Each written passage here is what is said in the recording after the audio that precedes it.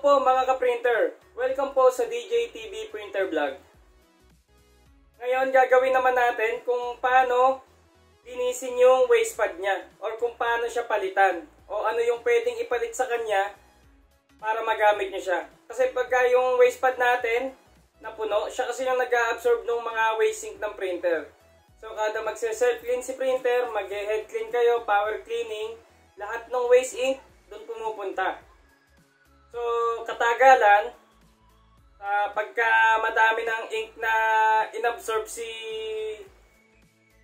waste pad, so pagka basang-basa na yung waste pad na yon, hindi niya na kayang i-absorb yung mga ibang waste ink na tumatapon, kaya nagli-leak. So, napapansin nyo na lang yung likod ng printer nyo, merong ink, yung table nyo, na umaagos na yung ink. So, ayun yun. So, ito, may hawak ako nito. Isang mahiwagang pinagbabawal na technique.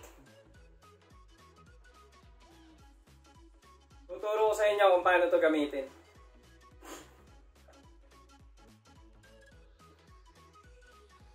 Ang unang step natin, remove natin yung screw.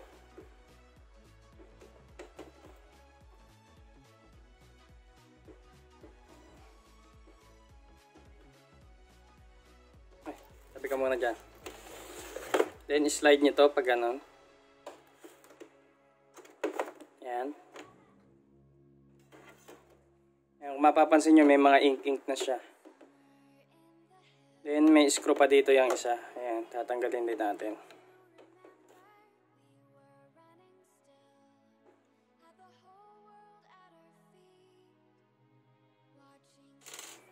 Then, para matanggal to, hilahin nyo siya pag ganito.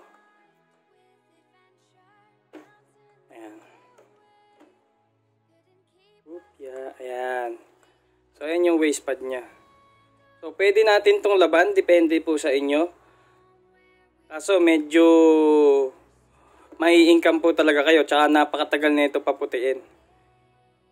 So, kung willing naman po kayo, siguro maglagay na lang kayo ng plastic sa kamay bago nyo siya laban. Then, kung ayaw nyo po siyang laban at wala kayong pad na pwede ilagay, so dito na po papasok yung ating pinagbabawal na technique. So lagyan nyo lang po nito hanggang mapuno siya. So ito kasi nagkakahalaga na to ng nasa 250, 350, 450 depende sa seller. So kung gagamit kayo nito, so, matagal naman siya bago mapuno. So worth it. Pero bago yon, linisin nyo muna itong pinaka-lagayan niya. Medyo kinakabahan ako. Sa buong buhay ko, first time ko magbubukas nito. So, mag-unboxing tayo.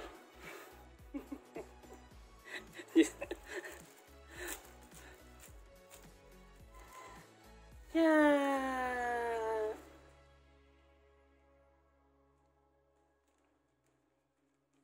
Pwede nyo. Maganda kung gugupitin natin siya.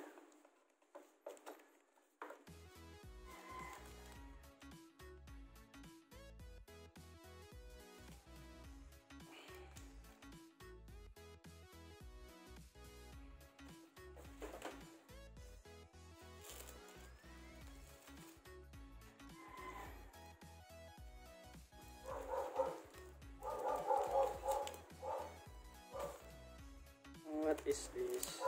Natingal ba ito? Pandikit. Wala natin yung pandikit na yan. Okay. Yay!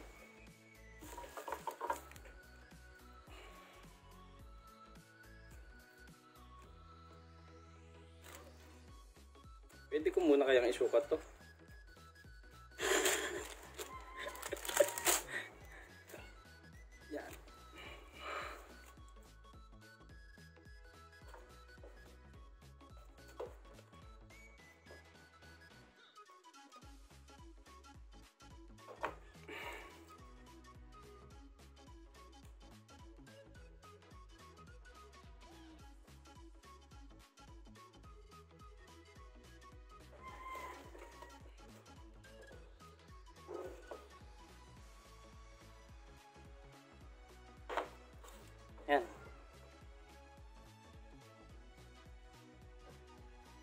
Okay na sa alright mga ma'am and sir.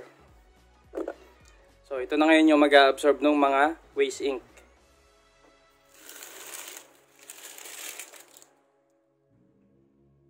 So kabit na natin. Ayun lang. Itapat lang natin to dito sa may ano niya, sa slot. Ayan. Then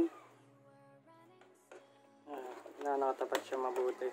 Tsaka nyo yung itulak. Ayan. Then kabit natin yung screw.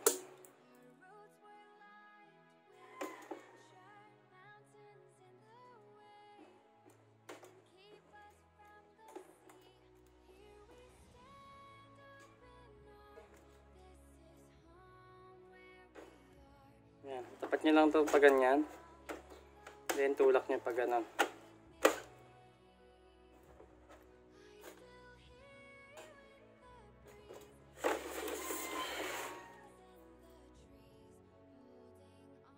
Yan yung screw niya.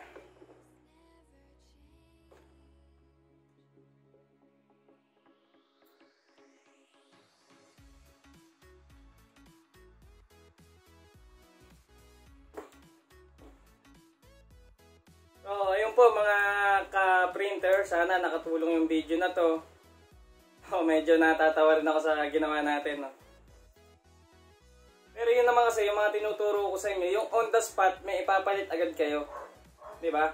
Kasi kung wala kayo nung foam, kung o-order pa lang kayo, syempre gagamit nyo yung printer.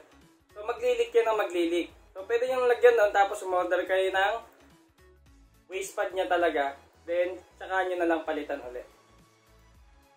So, ayun po. Kita-kita po ulit tayo sa mga susunod na video. Tuloy lang po sana ang ating pagsuporta sa DJ TV Printer Vlog. Maraming salamat po sa inyong lahat.